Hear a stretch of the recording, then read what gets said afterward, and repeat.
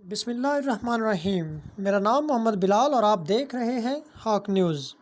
Motor وے زیادتی case کے ملزم نے خود کو پولیس کے حوالے کر دیا۔ اس بارے میں مکمل تفصیلات اس ویڈیو میں۔ اس سے پہلے اگر آپ ہمارے چینل پر نئے آئے ہیں تو ہمارے چینل ہاک نیوز کو سبسکرائب کریں اور ساتھ موجود بیل آئیکن کو دبا دیں تاکہ ہماری ہر ویڈیو بر وقت اور سب سے پہلے آپ تک پہنچے۔ تو چلتے ہیں تفصیلات کی طرف۔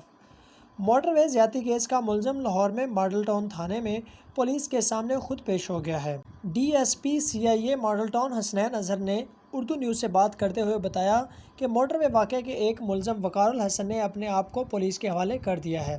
DSP کے مطابق ملزم خود ہی ماڈل ٹاؤن تھانے میں پہنچا اور خود کو قانون کے حوالے کر دیا۔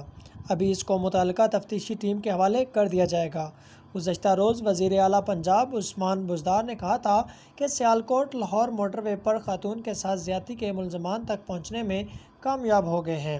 سنیچر کو لاہور میں صوبائی وزراء اور IG پولیس انعام غنی کے ہمراہ نیوز کانفرنس کرتے ہوئے انہوں نے کہا کہ ہم 72 گھنٹوں سے بھی کم وقت میں ملزمان تک پہنچنے میں کامیاب ہوئے ہیں۔ ملزمان کی گرفتاری میں مدد دینے والوں کو 25 لاکھ روپے انعام دیا جائے گا اور ان کا نام بھی صیغہ راز میں رکھا جائے گا۔ اس موقع پر IG پولیس انعام غنی نے کہا کہ واقعے میں عابد علی اور وقار الحسن نامی 2 ملزمان کے ملوث ہونے کی تصدیق ہو گئی ہے اور ان کی گرفتاری کے لیے چھاپے مارے جا رہے ہیں۔ انہوں نے بتایا کہ جمعے کی رات 12 بجے ملزمان کی شناخت ہو گئی تھی۔ عابد علی کا پہلے DNA ٹیسٹ ہوا تھا جس سے نمونے میچ کر گئے۔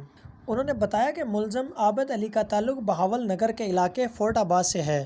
ملزم کی نشاندہی کے بعد راتوں رات ہم نے فورٹ آباد سے ساری تفصیلات جمع کی۔ ملزم عابد اور ان کی اہلیہ پولیس کے چھاپے کے وقت قلعہ ستار شاہ ضلع شیخوپورہ سے فرار ہو گئے، تاہم ہمیں ان کی بچی ملی ہے۔ دوسرے ملزم وقار کے گھر بھی چھاپا مارا گیا لیکن وہ بھی فرار ہو چکا تھا۔ انعام غنی کا کہنا تھا کہ اگر کسی کے پاس ملزمان کے حوالے سے کوئی اطلاع ہو تو فوری طور پر 15 پر پولیس کو آگاہ کیا جائے۔ مزید تفصیلات کے لیے دیکھتے رہیں ہاک نیوز۔